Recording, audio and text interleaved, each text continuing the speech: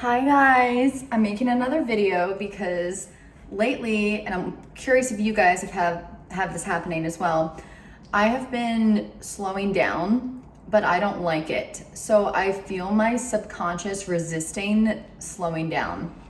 So like I've been having a lot of brain fog. I've been having a lot of fears around like losing my intelligence or like losing my curiosity because like my pattern recognition isn't working.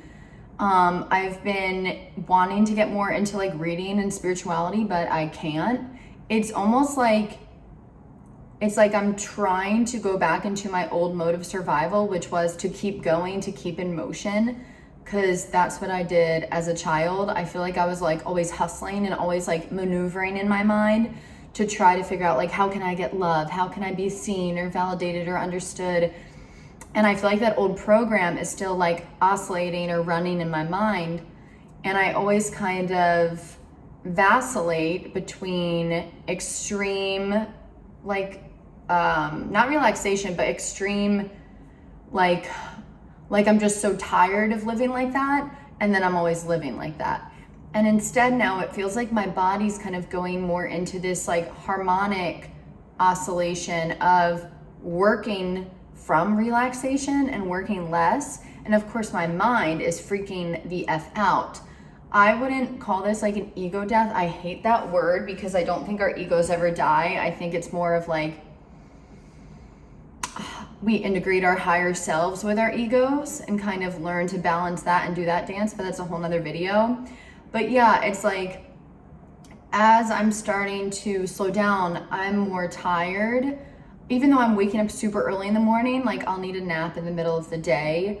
Yeah, my brain isn't working as fast. I took notes because I wanted to, I'm having also a lot of like guilt and self-criticism come up where like, if I'm not hustling every moment of the day, I think that there's something wrong with me, or like I'm not gonna be abundant because I have to like earn abundance through like making sure I'm doing something every moment of the day.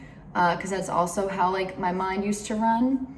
But the funny thing is, the more I settle into this slowing down, the more abundance I do have. But even though I have more abundance, I have more tension because it's kind of like the old me is rubbing up against the new me that hasn't formed yet. So she's like, there's this point of tension. And it's interesting because the point of tension is actually like a liminal space, and that's where the most growth happens. But I don't like it. And I want to make this video so maybe other people going through this, especially because it's a full moon. Not like I know much about astrology, but I do know that a full moon, I think, is about letting go. And I think this full moon especially, isn't it like a beaver moon? It has to do with like relaxation. I don't know, you guys tell me.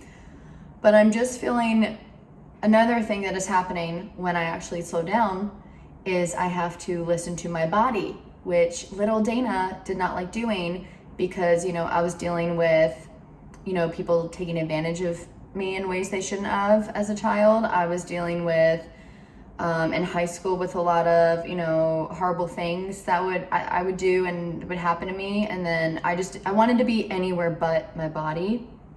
So now that I'm slowing down and coming back into my body, which is a process, and I've been doing it for 5 years with my therapist because I didn't realize how like unsafe I felt in my own body. It's almost like now I'm sinking all the way back into like my childhood when I really didn't feel safe in my mind and my body. And it's just like this dark place where I had all these dark thoughts, and I'm still finding resistance sinking into that. So every time I slow down and become present, I either have like extreme grief come up, and this sounds weird, but or I'll have like extreme sexual desire. And I think those things are actually related in a really weird way. It's almost like ways, I personally think it might be a way I'm avoiding connecting to my own self more. But I think it also is just like that desire, that need for warmth outside yourself instead of learning how to give it to yourself. So my mission right now is when I'm in this slow down period where I'm experiencing a lot of grief and sadness and fear, how to give myself oxytocin. And I'm not saying I'm doing the best job at it, but it's like, how do I give myself that? How do I find things that nourish me, that are healthy, that do that? Besides my sweet angel Danica. so far, like tonight I'm going to a full moon circle, so that should be fun and give me some like dopamine or oxytocin with all this. It's like a sound healing thing. I also think nourishing my body. So like if I'm craving a poke bowl, I'm gonna go get a poke bowl. I've been doing a lot of embodiment practices, more. I should be doing more. Maybe I shouldn't, but I think I should be doing more just because it helps me be in my body. But like Qigong or Qigong, somatic yoga, trauma-informed yoga, those things, sorry I burped, those things really have been helpful for me. Okay, wait, what else? Oh, and then I've also been experiencing like a lot of boredom. And of course I want to rush to watch my favorite reality shows, but I'm trying to sometimes sit in that. And when I do sit in those things, really amazing things happen. And also for anyone going through this right now, these periods are actually where the magic happens. Like magic happens in the mundane, in the liminal spaces of transition. Like I just moved to Portland, Oregon. I'm going through so many transitions. My book just came out. I'm trying to, work on my magic school I'm doing next. I'm in all of these things and my body's kind of like being pulled 12 different ways. And yeah, I just don't ever think I feel okay resting. Like I feel guilt doing that. And somehow I'm like also being forced to rest at the same time just because my body and mind is so tired. So it's like no more new ideas until you actually take a day to rest. And I've really been fighting it. But today I try to do something for myself. I went to go to a perfume shop to smell perfumes because smelling things makes me really happy. And I got a bunch of samples. It's called Perfumery, I think, or something like that. It's in Portland and I'm obsessed with them. This is not an ad for them, don't worry. What else? Yeah, and the last thing, I've been having a lot of tension in my shoulders and my neck and my face to the point for all my hypochondriacs out there where my face is twitching. And I was like, I know by now that nothing's wrong with me because I've had this happen all year. It started with my toes going all the way up my body and it's like my last chakras are almost like clearing out. I feel like I'm at like the last stages of letting go. Like I'm at the last stages of like trying to control my life. And right now, the only semblance of control I can have is hustling or trying to work or, I don't know if I should say this, like searching for guys on dating apps, anything to distract myself, even though I think that's healthy because I haven't dated in 2 years. But still, I know when I'm doing things to try to control my life, and these are those things. So I'm also very aware of them. And yeah, I just feel like with that, I've had facial releases. Like I've had all these weird like third eye palpitations and like my jaw is like releasing. So like it was like palpitating or whatever it's called and throbbing. And then all of a sudden like everything kind of like had tingles. Literally for 5 minutes, I thought I was dying. This happens to me a lot. And then I was alive 2 hours later and finally was like, okay, this is an energetic release. I'm clearly very healthy and I'm alive still. And now I'm fine the day after that. But yeah, there's just like a lot of releasing going on and slowing down. But I really think the more you slow down and let go and settle into yourself, the more actual productive you can be. Like who said we had to work 9 hours a day? Fucking capitalism. Like I've made more money working 1 hour a day. When I was in my 20s, I was making 6 figures. I probably worked 4 hours a week in marketing. Isn't that insane? Insane. Even now, like I'm making money, even though it took forever to write my book, like I worked for 16 hours a day for 9 months writing my book. Now that it's over, I'm making more money from that than I ever thought I would. And I don't technically have to work, but I'm not gonna not work because I love creating. But yeah, there's just something to be said about like daring to have courage to be yourself and be your whole self and sit with yourself and create from a place of play rather than a place of hustle. And anyway, that's what I think I'm learning. And my mind is resisting it, which I've said 12 times already. So I'm about to wrap up this video. But yeah, I'm curious if you guys are going through this phase or if it's just me. And I know like we all go through these roller coaster things and like up and down and like years and different, but I really feel like this is like maybe happening collectively to a lot of us because like consumerism, capitalism, like these things aren't working, the rat race, these things are not working for us anymore. They're not working for me. I want to live my dream life. I want to be happy. And I'll be damned if like someone else gets to live that life and not me. Like all of you should, but it doesn't mean I can't. And like what belief systems am I having, and how are they serving me that I'm okay with thinking I have to like work hard my whole life, or like hustle for someone to understand me. Or another big thing I deal with sometimes is thinking I'm misunderstood.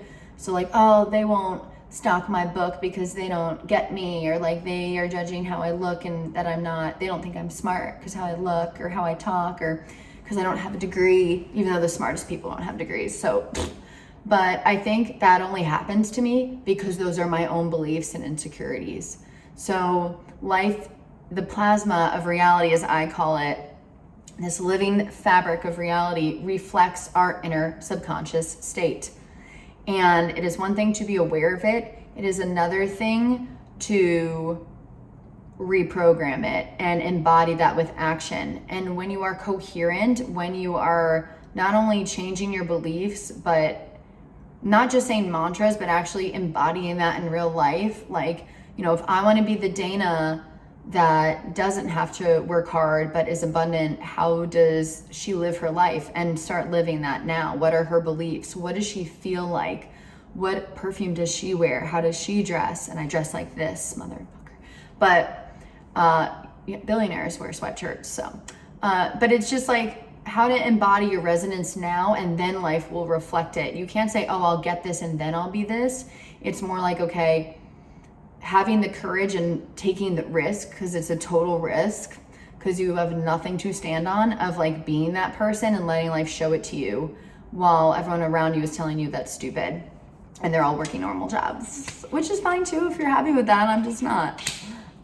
So anyway, here we are. I'm done with my little rant. This wasn't really about plasma. I know I love plasma and that's why you guys follow me, but I am a normal, weird human with many things I'm going through.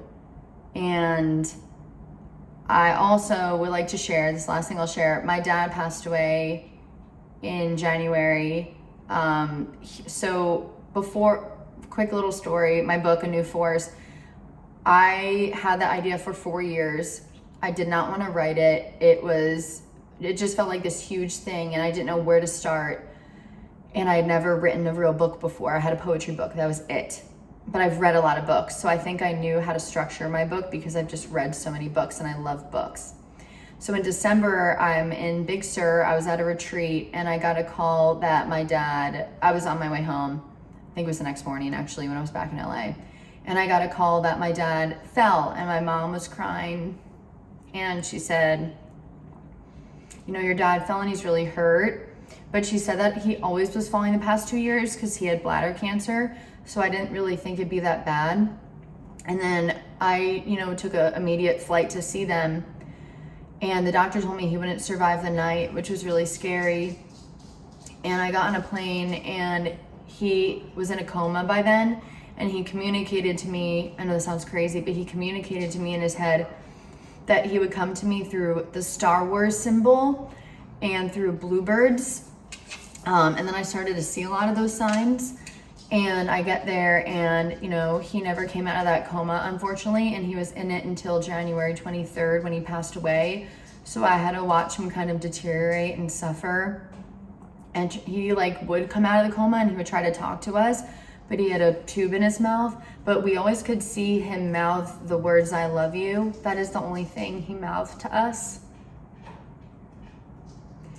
And I actually also never, which shows me how important love is in life. And I also had never held my dad's hand. We didn't have that kind of intimate relationship, even though I know he loved me.